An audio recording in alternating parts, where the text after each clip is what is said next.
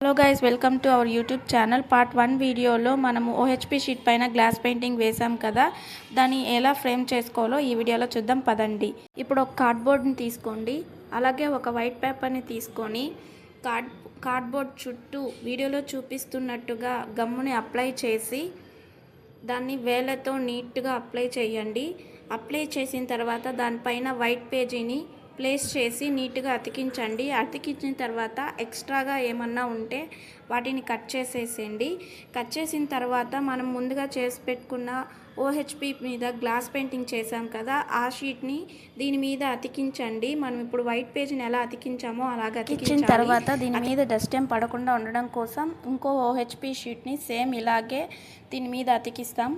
తర్వాత రోల్ టేప్ని చుట్టూ అతికిస్తే మన ఫ్రేమ్ రెడీ అయిపోతుంది. ఈ వీడియో మీకు నచ్చినట్లయితే లైక్ చేయండి, అలాగే మన ఛానల్ని సబ్స్క్రైబ్ చేసుకోండి.